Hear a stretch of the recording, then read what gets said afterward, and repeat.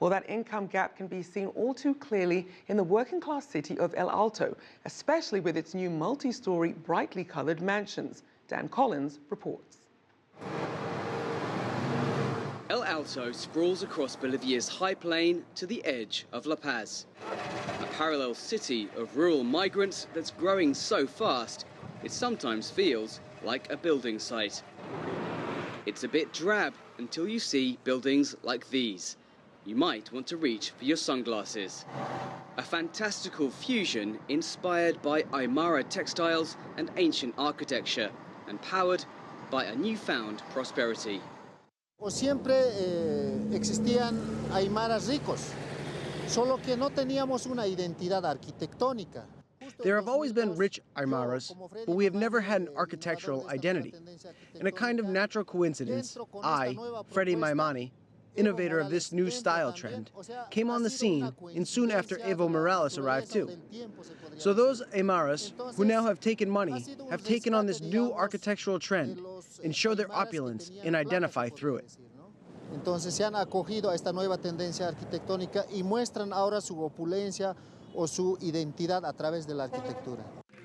Morales, Bolivia's first indigenous leader, empowered his fellow Aymaras and presided over an economic boom. El Alto's Michelangelo found a new generation of affluent patrons from the growing indigenous middle class, like the owner of this structure, Taylor Humberto Chino. We work Sundays, public holidays.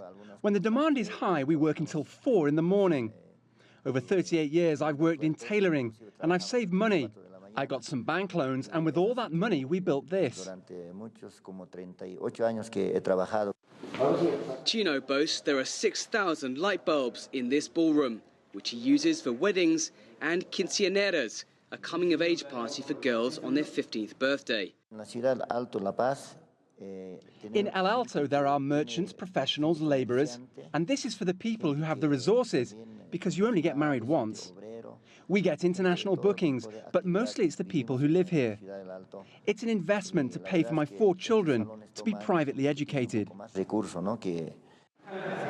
As if the salon wasn't lavish enough, Chino shows me the mansion's pièce de la résistance, a 5-a-side football pitch on the 4th floor. In the middle, the mark of his favourite football team. It's also the name of his tailoring business. The total score, $1 million to build. He finally admits. A small fortune in Bolivia, where the average yearly income was just over $3,000 in 2014, according to the World Bank.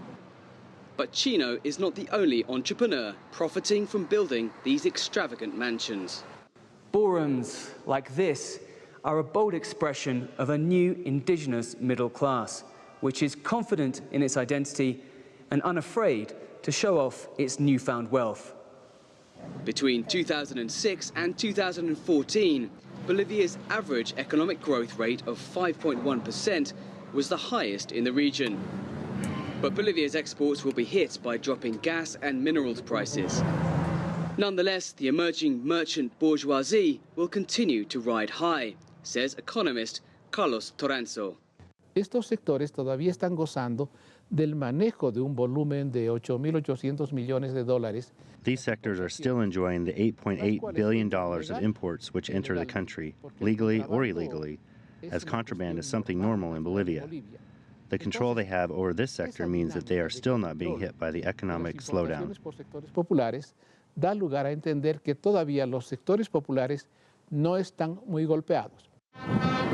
And with a few more of Mamani's 5- or 6-story mansions under construction, there's no sign that the urban Aymara are feeling the pinch. Dan Collins, CCTV, El Alto, Bolivia.